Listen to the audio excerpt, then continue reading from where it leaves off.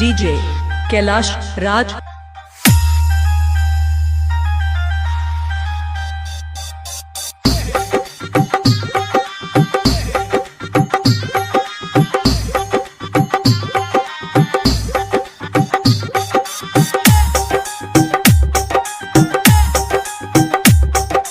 कहाँ घर है? जागू भाई ने।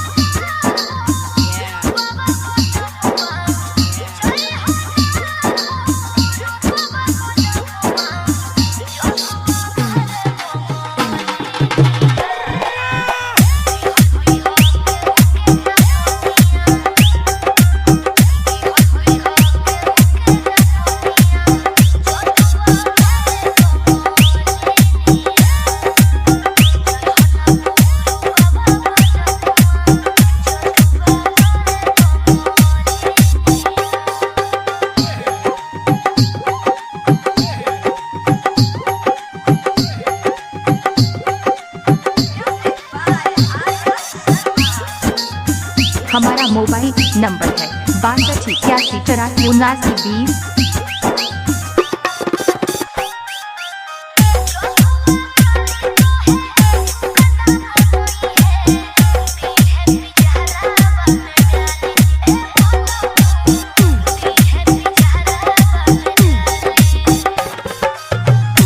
क्या नाम है आपका? डीजे कैलाश राज जागू भाई ने।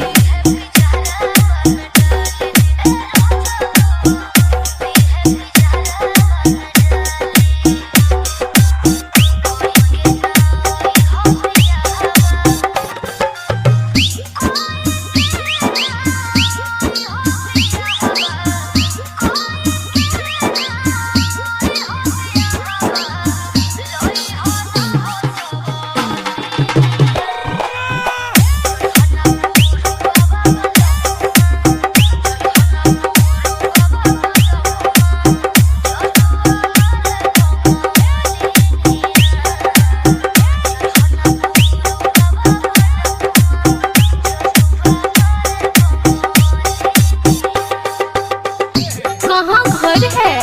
जागो भानी चौक दुर्गा स्थान।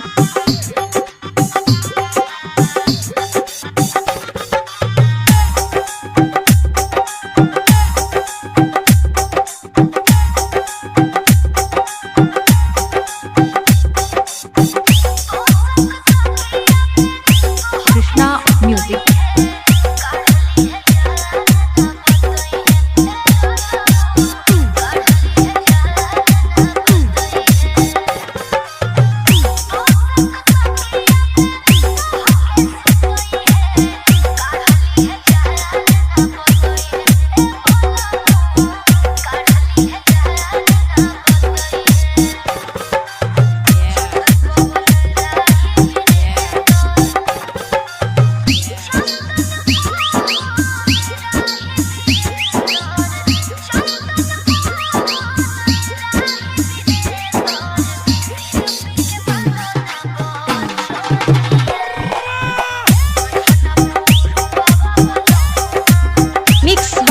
डीजे कैलाश राज जागू भाई ने।